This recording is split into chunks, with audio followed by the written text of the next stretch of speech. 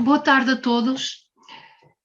Após a apresentação da doutora Diana Silva, agora íamos falar de algo diferente, as questões jurídicas que se levantam no âmbito da legislação portuguesa e nipónica no que concerne à salvaguarda e valorização dos bens culturais. Para avaliarmos realmente que são regimes jurídicos distintos, embora haja algumas aproximações teóricas, e também regimes que assentam, embora numa democracia, assentam num regime político diferente. E então seria isso que nós iríamos analisar já de seguida. Quanto à contextualização temática, vamos ver do ponto de vista da conservação, ou seja, do ponto de vista da sua proteção, da sua salvaguarda e da valorização, tendo em conta que hoje estamos no âmbito de uma perspectiva de desenvolvimento e sustentabilidade cultural. Iríamos começar, então, por analisar a Constituição japonesa. As constituições são a base para legislarmos, são o fundamento, digamos assim.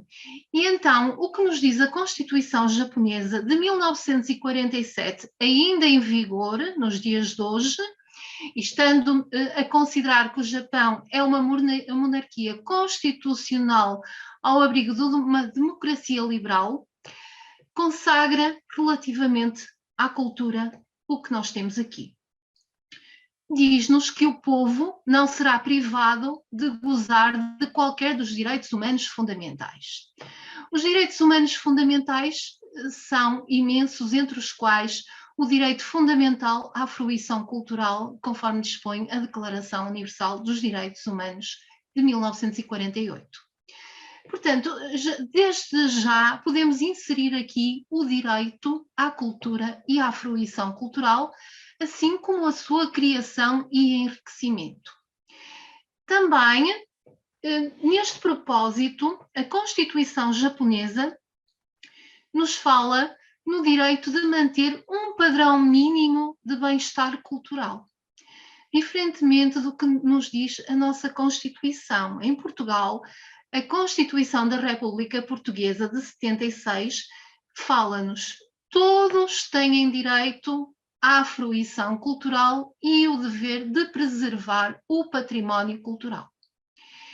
Portanto, aqui fala-nos no bem-estar cultural, que nos remete desde logo para uma visão antropocêntrica, nitidamente concentrada no homem.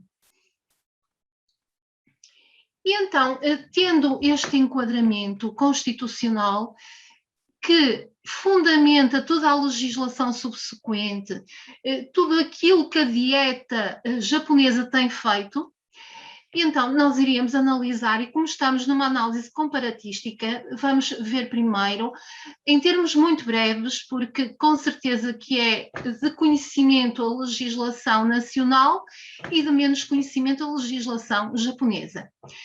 Quanto ao ordenamento legal português, é evidente que para a proteção e valorização dos bens culturais, nós assentamos na Lei de Bases da Política e do Regime de Proteção e Valorização do Património Cultural, a Lei 107/2001, de 8 de setembro, que nos consagra uma definição ampla de património cultural, ao contrário do que vamos ver em termos de legislação japonesa, onde temos algo balizado. Aqui não, aqui nós temos uma grande margem de liberdade. Foi isso que o legislador português nos permitiu, quando nos diz todos os testemunhos com valor de civilização ou de cultura, portadores de interesse cultural relevante, que sejam objeto de especial proteção e valorização.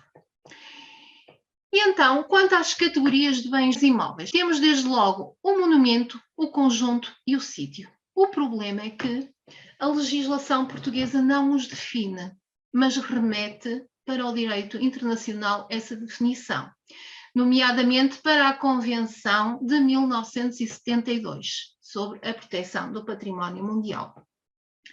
Quanto à classificação, em Portugal, nós distinguimos 3 tipos de classificação, ou seja, há uma gradação do interesse dos bens culturais.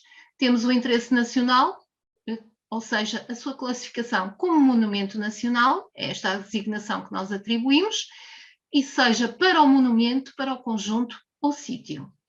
E depois o interesse público e o interesse municipal, ou seja, temos aqui estabelecida uma hierarquia.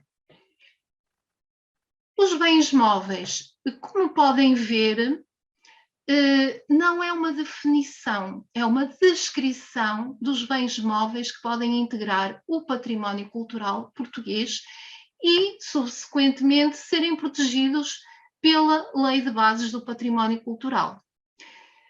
Temos aqui, se lerem com atenção, há aqui uma série e com um período temporal.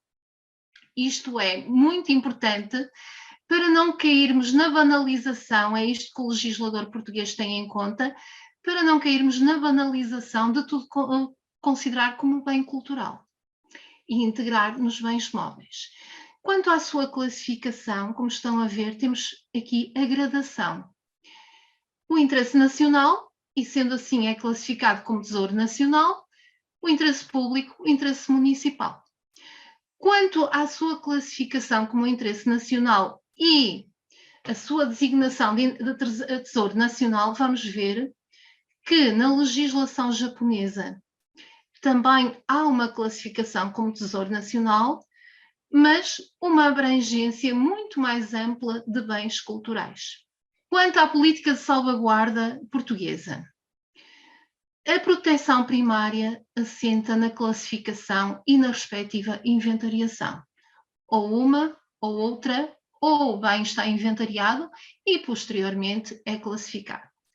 Daí surge, para fazer fé pública, ou seja, para produzir efeitos jurídicos externos, então o registro patrimonial de classificação e de inventariação é essencial.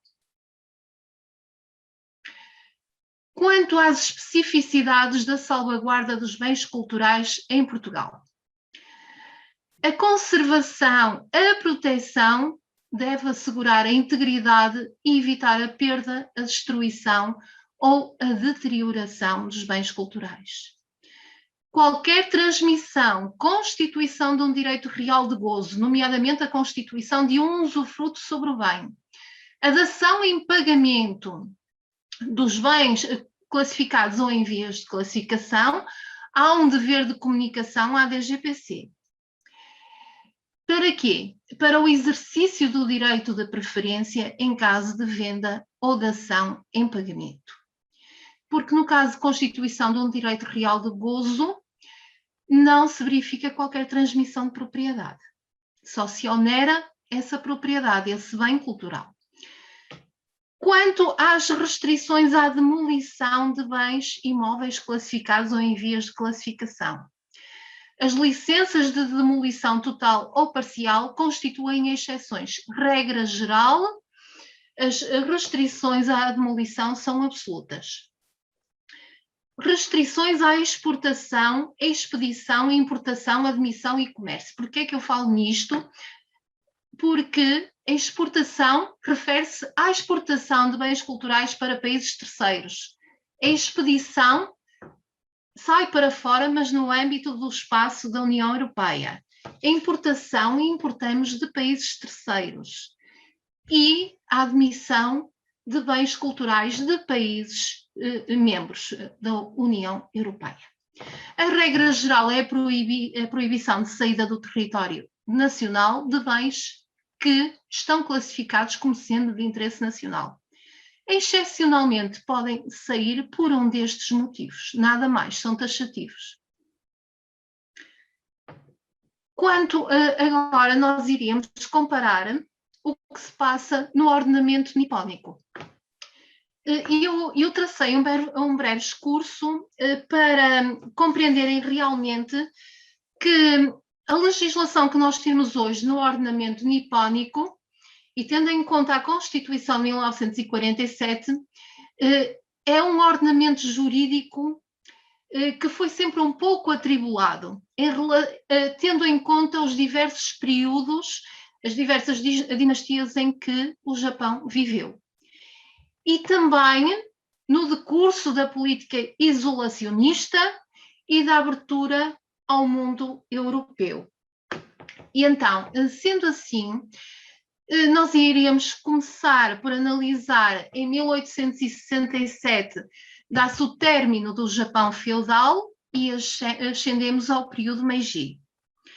Dá-se o fim da tal política externa isolacionista em que o Japão se fechou ao mundo com o Edito Sakoku. Sendo assim, deu-se a modernização e abertura do país ao exterior. E chega-se à conclusão do quê? Que o conceito de património cultural é extremamente importante para a construção da identidade nacional e dá-la a conhecer ao exterior. Qual é a identidade japonesa? Toma-se noção, efetivamente, de que o património cultural tem um papel essencial na sociedade japonesa. Em 1868, surge um grande problema, que é a destruição e dano de muitos monumentos históricos por todo o país. Em virtude do quê? Como sabem, existem muitos templos budistas e shintoístas no Japão e procedeu-se, já durante o período Meiji, à promulgação da separação do budismo e do shintoísmo, com prevalência do shintoísmo. O que sucedeu foi efetivamente isto, a destruição e o dano. Muitos ficaram irrecuperáveis. E então verificou-se a necessidade de uma medida urgente para a proteção dos bens históricos e arqueológicos e religiosos. Em 1871, a National Diet Library do Japão diz-nos: lamentavelmente estão em plena destruição e perda devido à tendência corrente de preferir as novidades, nomeadamente as novidades que, quando houve a abertura, algumas novidades que já vinham de fora, e desprezar as antiguidades. Destruíram-se castelos, residências, alguns templos encerraram-se, empobreceram, deu-se a expropriação de bens culturais japoneses e a venda e exportação de bens móveis valiosos, especialmente adquiridos por colecionadores estrangeiros. Para obstar a esta situação, surgiu desde logo um plano para a preservação de artefactos antigos de 1871, sob a forma de decreto, para proteger as antiguidades japonesas. Para isso, organizou-se uma lista de construções e obras de arte mais relevantes, incumbindo às antigas províncias do Japão, aos templos budistas e shintoístas. Este plano não produziu qualquer efeito jurídico. Tudo derivado da evolução que o Japão estava a ter com a nova política externa e com toda a industrialização que estava a surgir, ainda num ambiente pré-tecnológico, é claro, e a ocidentalização, a influência da cultura ocidental na herança japonesa. Em 1888, 1897, então, dá-se o reverso. Se até aqui tínhamos um período de ocidentalização, começamos a descobrir o interesse na herança cultural japonesa. Os bens japoneses são tão importantes ou mais do que aqueles que se apresentam do exterior.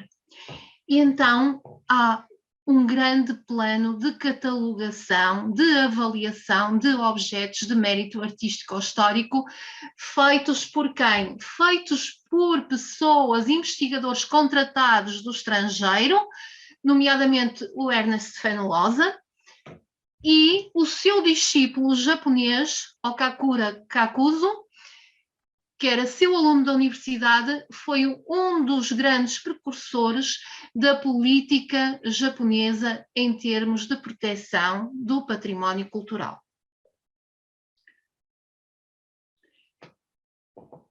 E então surge-nos, em 1897, a primeira lei abrangente e inovadora da política de proteção da arte e arquitetura histórica japonesa.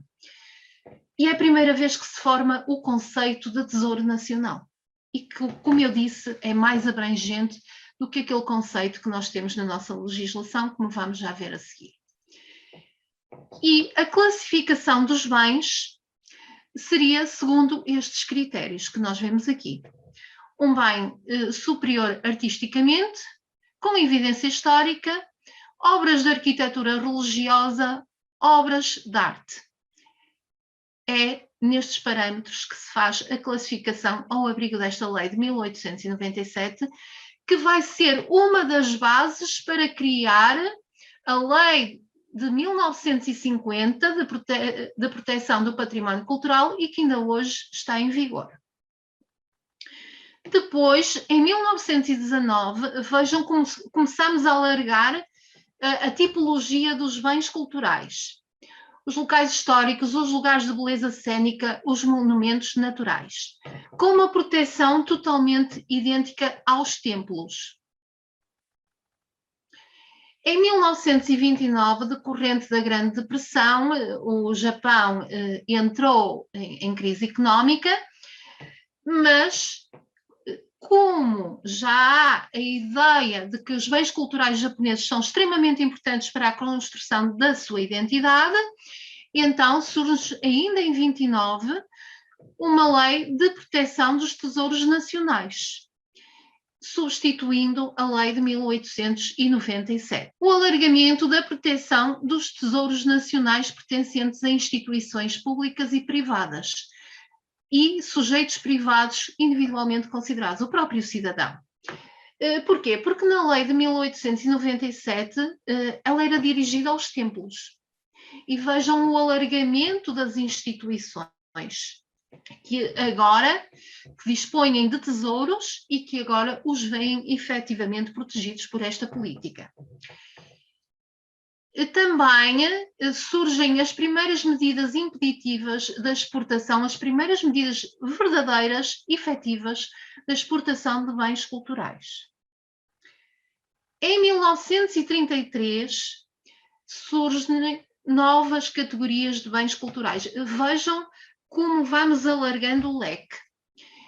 E medidas proibitivas, se até então as medidas proibitivas da exportação dirigiam-se aos tesouros nacionais, agora temos medidas proibitivas da exportação de objetos de arte ainda não classificados por Tesouro Nacional. Vejam, esta proteção antecipativa. Não é necessário provarmos a classificação, desde que seja relevante para a cultura japonesa.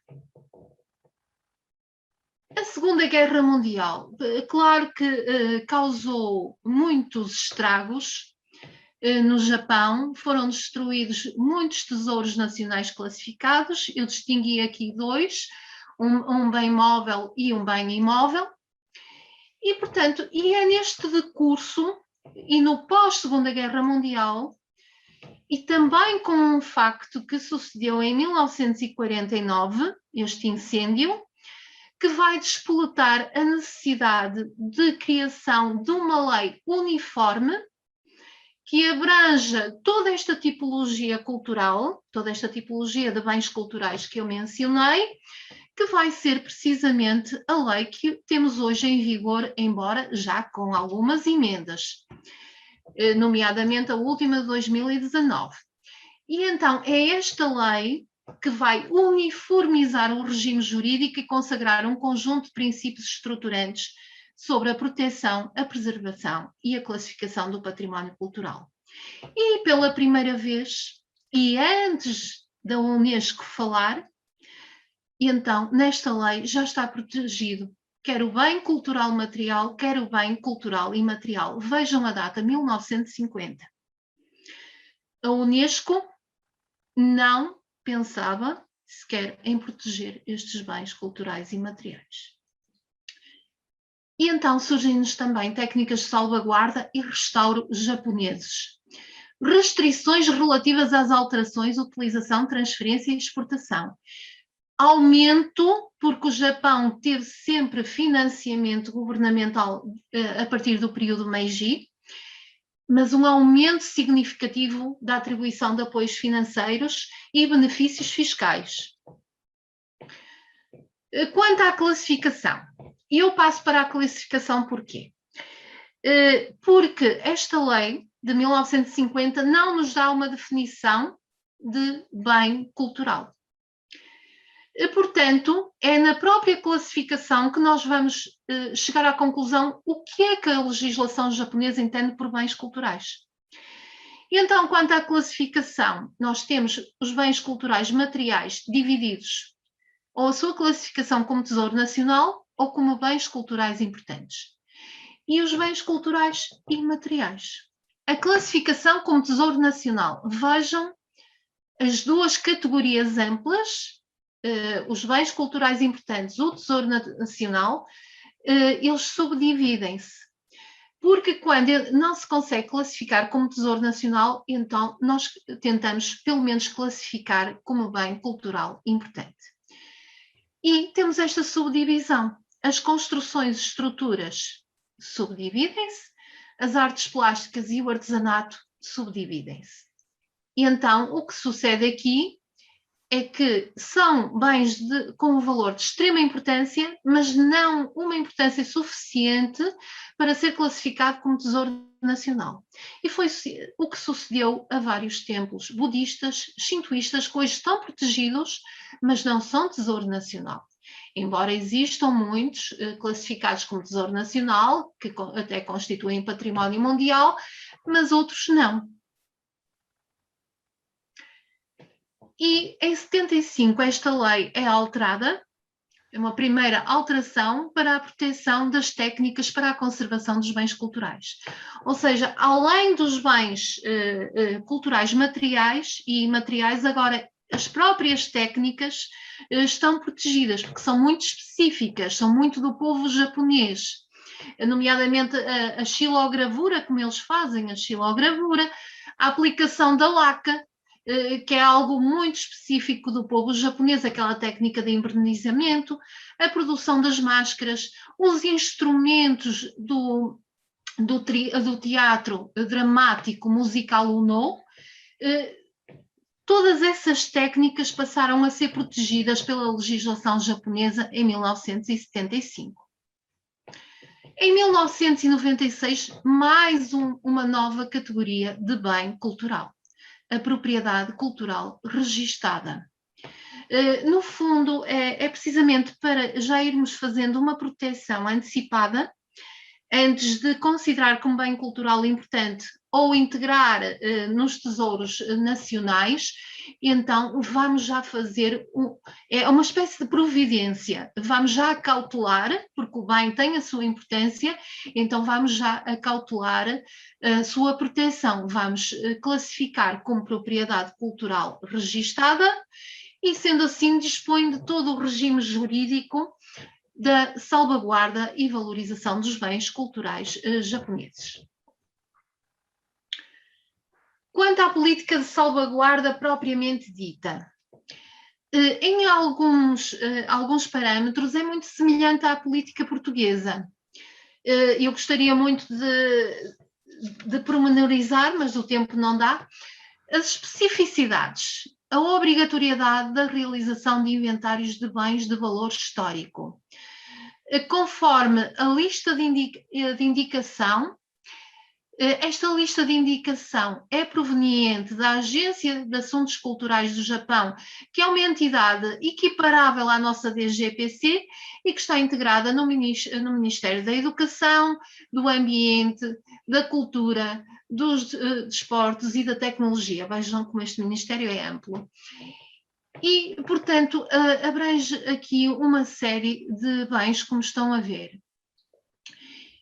E também não só os bens pelo seu valor artístico, mas também todos aqueles relacionados com os costumes e práticas cotidianas do povo japonês. Meios de salvaguarda e utilização dos tesouros nacionais. a perda, a destruição, o dano, a alteração, a transferência de propriedade, há uma obrigatoriedade de notificação à Agência para os Assuntos Culturais do Japão. O dano em Tesouro Nacional. É evidente que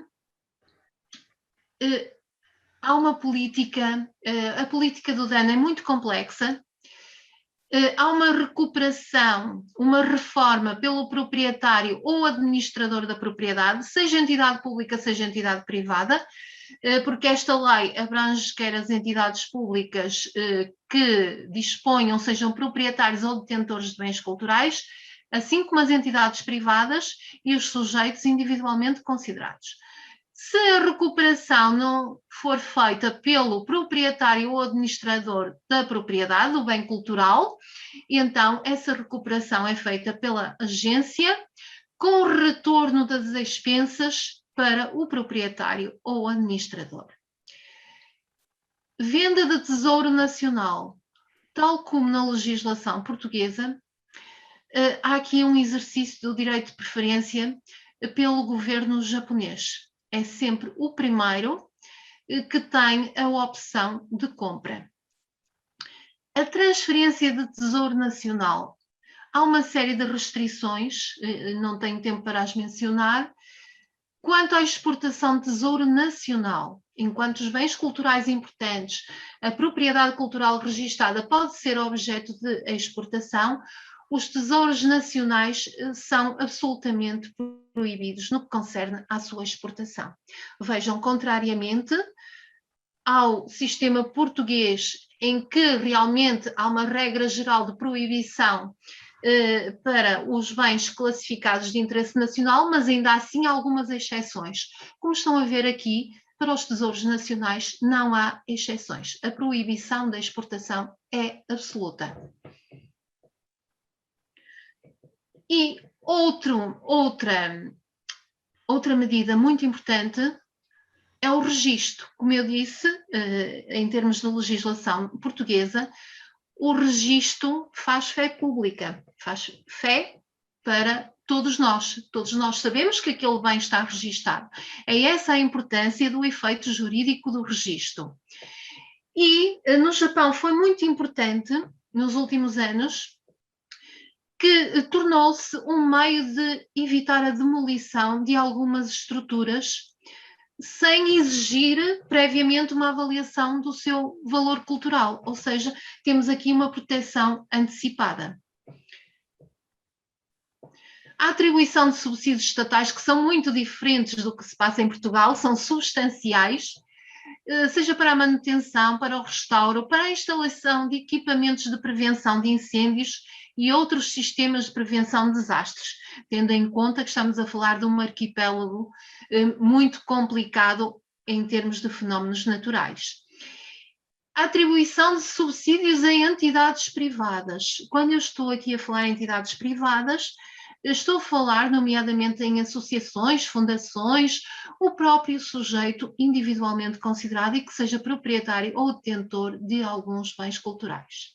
Nesta sequência, eu só queria que ficasse bem esclarecido aqui que esta lei de 1950 vem precisamente no decurso do fim da Segunda Guerra Mundial e de toda a destruição em termos culturais de que o Japão foi alvo, mas em termos complementares surgem-nos outras legislações.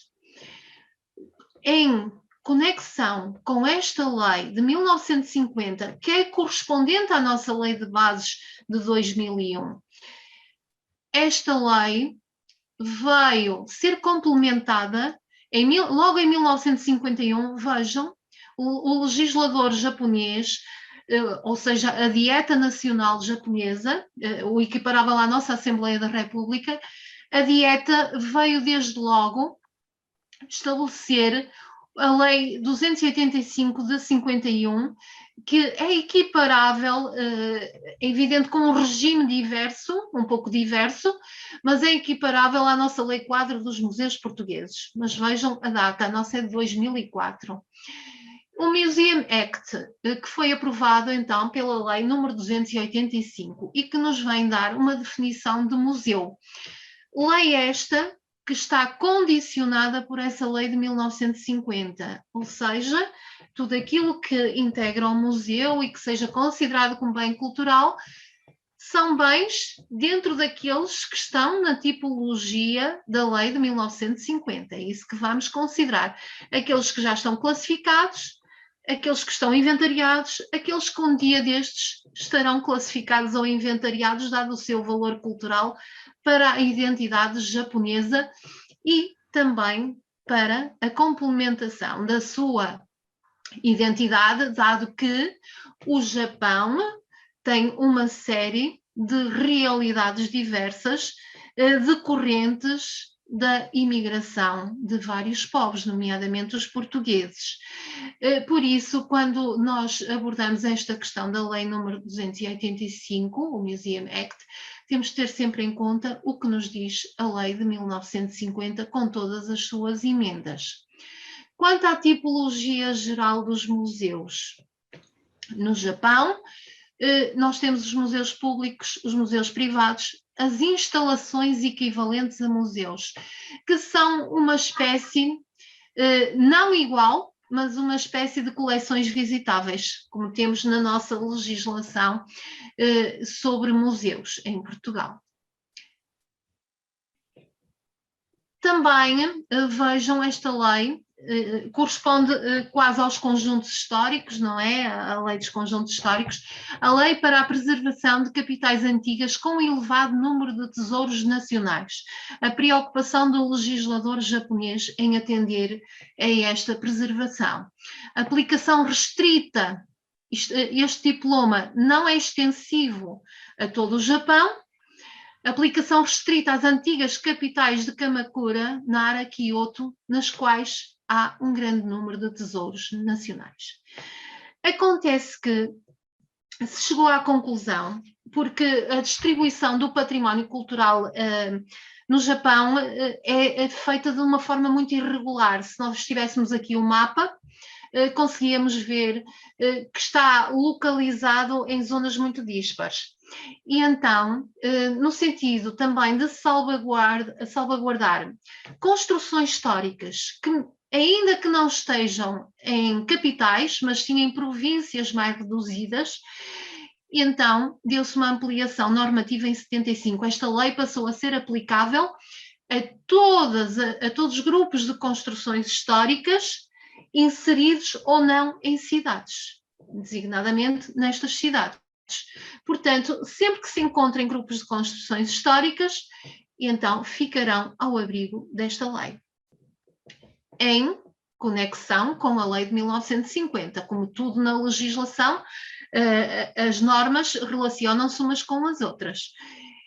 E é engraçado que com esta lei, aquilo que se afastou durante muitos anos, quando se ultrapassou a ocidentalização e houve uma certa tendência nacionalista, uma política nacionalista, só é bem cultural o que é japonês. Em 1966, verifica-se novamente, porque a política japonesa teve sempre um alargamento, depois o estreitamento, depois alarga, depois... E aqui, em 1966, os exemplos antigos da arquitetura ocidental já são tidos em conta no seio das construções históricas. Por isso, este diploma também já vai abranger não só bens culturais japoneses, mas também todos aqueles que estão integrados no património cultural japonês, mas que fazem parte de uma arquitetura ocidental. Bom, e era isto que eu queria falar.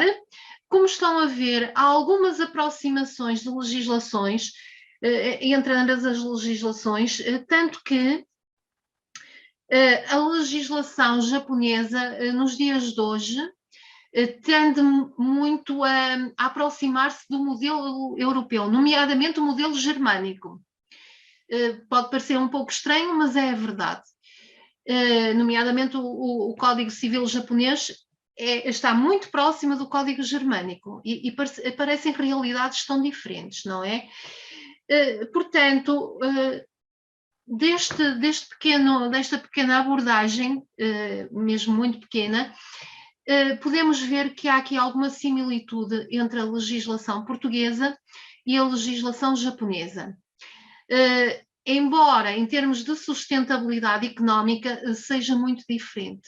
A política de proteção económica em Portugal para os bens culturais é muito diferente da política japonesa. Eu queria deixar estas referências bibliográficas nas quais eu me baseei para estes pontos abordados. Espero que seja útil e fico ao dispor para qualquer questão que se levante neste âmbito. Muito obrigada pela vossa presença.